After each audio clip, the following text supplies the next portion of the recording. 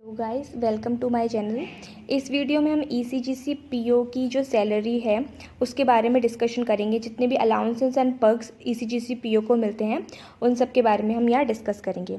ठीक है, तो सबसे पहले हम ये देख लेते हैं कि ईसीजीसी पीओ की जो बेसिक सैलरी है, basic salary in the sense जो कि आपको जब फर्स्ट मंथ में आपको जो सैलरी मिलेगी ज्वाइनिंग के जस्ट फर्स्ट मंथ में, वो होगी आपकी 53,600 रुपीज़, जिसमें आपके और भी अलाउंसेस जुड़ेंगे जैसे कि HRA और DA, ठीक है, CCA। ये सारे अलाउंसेस जुड़ने के बाद आपकी जो इन हैंड सैलरी होगी वो डिस्कस कर लेते हैं कितनी होगी। ठीक है, एक बात ध्यान रखिएगा, ये सैलरी आपकी वेरी करेगी।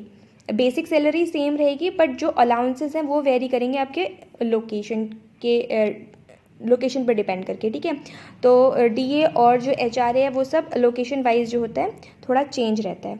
ठीक है, तो सबसे पहले अब देख लेते हैं बेसिक। जैसे हमारी 53,600 है, उसमें आपको मिलेगा एक स्पेशल अलाउंस जो कि 4,500 होगा। ठीक है, उसके बाद variable dearness allowance. Variable dearness allowance मतलब ये वेरी करेगा आपका। ठीक है, समवॉट 46.9% टू 75% होता है बेसिक सैलरी का।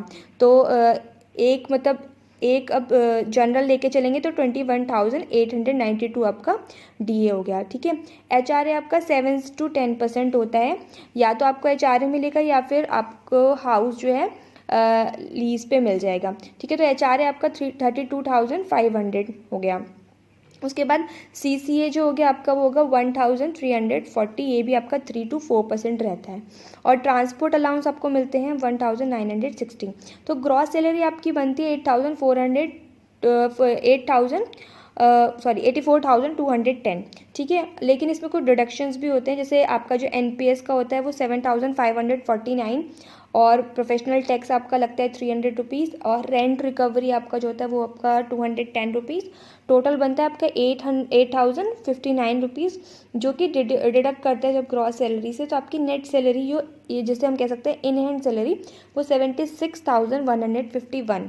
ठीक है, तो आप एक मान के चल सकते हैं कि कोई भी किसी भी आपके शहर में आपकी अगर ये जॉब लगती है तो 75,000 प्लस आपकी इन हैंड सैलरी रहेगी। ठीक है, ये तो आपकी इन हैंड सैलरी रही। इसके बाद हम बात करते हैं जो पर्क्स और अलाउंसेस आपका ईसीजीसी पीओ देता है। ठीक है, तो सबसे पहले देखिए ये पर्क्स अलाउंसेस मतलब इस इन हैंड सैलरी से हटा करें। ठीक है, तो सबसे पहले आपका मील कूपन, तो थ्रू 205 रुपीज़ का मील कूपन आपको ईच वर्किंग डेज में मिलेगा। यानी कि मंडे टू फ्राइडे जैसे आपका वर्किंग है तो हर मंडे टू फ्राइडे आपका जब भी वर्किंग डे हो रहा है तो आपको 205 रुपीज़ का एक मील कूपन मिलेगा। ठीक है, नेक्स्ट आपका हाउस होल्ड हेल्प जो होगी वो आपकी 1,000 रुपीज़ पर मंथ मिलेगी। ठीक है, और एंटरटेनमेंट के लिए आपको 800 रुपीज़ पर मंथ मिलेंगे। मोबाइल बिल जो है के लिए आपको 400 रुपीज़ पर मंथ मिलेंगे। इवन न्यूज़पेपर के लिए भी आपको 200 रुपीज़ पर मंथ मिलेंगे। ठीक है, और एक आपका होता है कैश मेडिकल बेनिफिट। एक मेडिकल बेनिफिट जो आपको कैश में मिलेगा वो रहेगा आपका 13,300 पर एनम।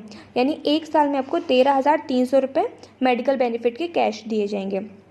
नेक्स्ट आपका furniture allowance for once in 5 years. तो 5 साल में आपको फर्नीचर अलाउंस भी मिलेगा। यानी कि आपको फर्नीचर को ठीक कराना है, न्यू फर्नीचर लेना है तो उसके लिए आपको 5 साल में फिक्स है, मतलब मिलना ही मिलना है। आपका फर्नीचर ख़राब हुआ है नहीं हुआ है नो मैटर, बट आपको मिलना है। ये आपका 87,500 प्लस GST जो भी लगेगी वो भी मिलेगा आपको। ठीक है, तो ये बहुत ज़्यादा अच्छे पर्क्स हैं। अगर आप एक PO लेवल की नौकरी की बात करें तो उसमें ये बहुत ज़्यादा अच्छे पर्क्स हैं। नेक्स्ट आपका मोबाइल हैंडसेट रीइंबर्समेंट, यानी 3 साल में 10,000 रुपीज़ वंस इन 3 ईयर्स। तो 3 साल में एक बार आपको 10,000 रुपये मिलेंगे। एक मतलब आपके फ़ोन के अगर आपका फ़ोन टूट जाता है कुछ भी तो उसके लिए फिक्स्ड है, मतलब आपको मिलना ही मिलना है। ठीक है, नेक्स्ट आपका ऑफिस बैग रीइंबर्समेंट। तो 3 साल में आपको 3,000 रुपये जो हैं ऑफिस बैग के लिए भी मिलेंगे। ठीक है, इसके बाद आपका आएगा लीव ट्रैवल कंसेशन। तो 4,500 किलोमीटर तक का जो आपका ट्रैवल होगा ईच टू एंड फ्रो, मतलब आने जाने का। सेकंड क्लास AC का जो किराया होगा आपके लिए और आपकी फैमिली के लिए जो है ECGC रीइंबर्स करेगा इन 2 ईयर्स। 2 साल में एक बार ऐसी कोई ट्रिप मतलब आप अगर प्लान कर रहे हैं तो उसका जो किराया है वो अब कौन देगा, ईसीजीसी देगा।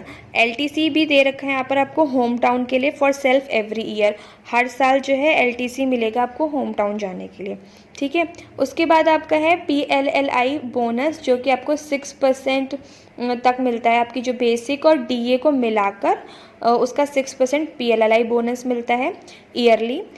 इंश्योरेंस कवर मिलता है 50 लाख का और प्लस 8 लाख का जीएसएलआई और प्लस 10 लाख का जीटीएस, ठीक है। इसके डेप्थ में हम नहीं घुसेंगे, बट ये एक इंश्योरेंस कवर है। ओके, नेक्स्ट आपका mediclaim cover up to 40 lakh for you and your dependents, आपके और आपके डिपेंडेंट्स के लिए 40 लाख तक का मेडिक्लेम जो कवर ईसीजीसी प्रोवाइड करेगा इफ़ इन केस कुछ होता है। और लेकिन उसका जो प्रीमियम का जो 1/4 होगा वो आपको पे करना होगा, मतलब एम्प्लॉय को पे करना होगा। नेक्स्ट आपका defined contribution pension scheme, equal contribution of 10% of basic plus DA from corporation. देखो, जो हमारी पेंशन स्कीम होती है ना, तो उसमें आपकी सैलरी से भी कुछ कट होके जाएगा और बाकी आपका भी मतलब ईसीजीसी भी अब 10% देगी आपका बेसिक प्लस डीए का मिला के, फिर वो जब आपकी पेंशन स्टार्ट होती है तो उसके लिए, ठीक है। नेक्स्ट है income tax on perks around 30,000 per year paid by corporation on your behalf. तो जो ये पर्क्स मिले आपको उस पर कितना बनता है टैक्स, 30,000। तो उस 30,000 टैक्स को कौन पे करेगा, कॉरपोरेशन पे कर देगा आपके बिहाफ पे, तो टैक्स भी पे नहीं करना पड़ेगा। नेक्स्ट है ईएल यानी कि earn leave, encashment of 30 days every 2 years. तो आपको पूरे दो साल में कितनी 30 दिन की लीव्स मिलेंगी, सैटरडे संडे ऑफ रहता है, लेकिन उसके अलावा पूरे, तो इसका मतलब है एक साल में कितनी 15 लीव्स हो गई, ठीक है। तो ये था टोटल सारे पर्क्स और अलाउंसेस और सैलरी। तो आप देख सकते हो कितनी अच्छी सैलरी है एक पीओ लेवल के, पीओ के लिए कितनी अच्छी सैलरी है। तो आपको ज़रूर इसके लिए अप्लाई करना चाहिए, तैयारी करनी चाहिए, ठीक है। And all the best for your exam. और फॉर्म फिल कर दीजिए, अभी डेट इसकी 20 अप्रैल तक की है, ठीक है। Thank you.